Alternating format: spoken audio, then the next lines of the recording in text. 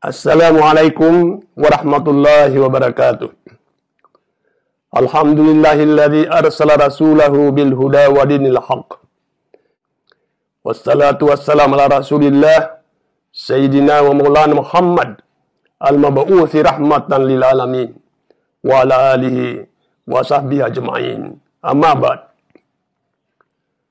Merespon adanya kelompok-kelompok tertentu yang memelintir fatwa Majelis Ulama Indonesia tentang larangan Natal bersama yang terbit pada tahun 1981, lalu memfatwakan bahwa haram mengucapkan selamat Natal, maka hal itu berpotensi untuk merusak harmonitas hubungan kedamaian antar umat beragama, sesama sebangsa dan setanah air. Maka dengan ini, kami pengurus Pusat Baitul Muslimin Indonesia menyampaikan catatan-catatan sebagai berikut. Pertama, bahwa Fatwa Majelis Ulama Indonesia tahun 1981 tentang larangan Natal bersama adalah menyangkut larangan umat Islam untuk ikut acara Natal bersama, yakni acara misa Natal atau kebaktian Natal, yang merupakan ibadah khusus bagi umat Kristiani.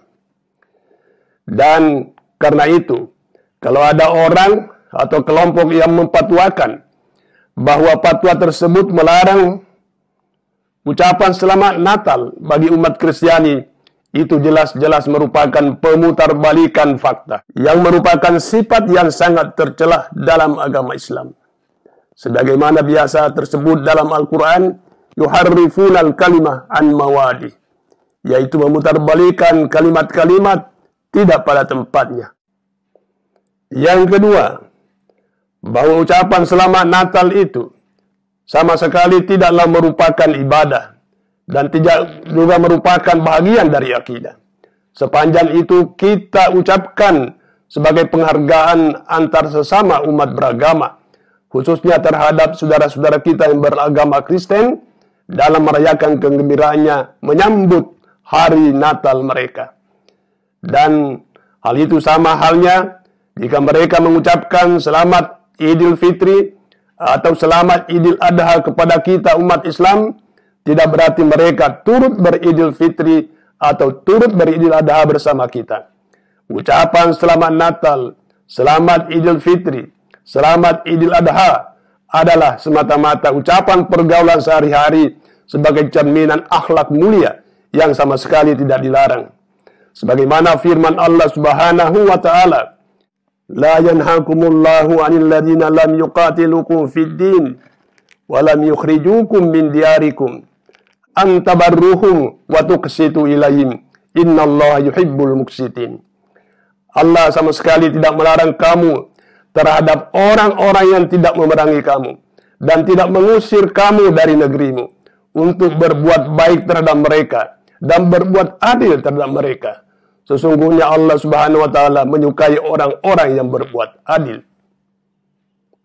Saudara-saudara sekalian, yang ketiga, bahwa salah satu riwayat yang dikutip oleh Syekh Al-Qurtubi dalam tafsirnya Al-Qurtubi yang terkenal itu menyatakan bahwa Rasulullah sallallahu alaihi wasallam bersama sahabatnya pernah menerima tamu dari Kristen Najran sebanyak 60 orang dan bahkan memberi izin untuk mereka beribadah di dalam Masjid Nabawi waktu itu. Hal itu memperjelas kepada kita bahwa hadir bersama dan menyaksikan umat agama lain, khususnya umat Kristen, untuk beribadah sama sekali tidaklah melanggar akidah dan keyakinan kita, sepanjang juga kita tidak ikut beribadah bersama mereka. Yang keempat, bahwa kebiasaan untuk membangun rasa bahagia bersama, rasa kegembiraan bersama dengan umat-umat agama lain adalah suatu kebiasaan yang baik.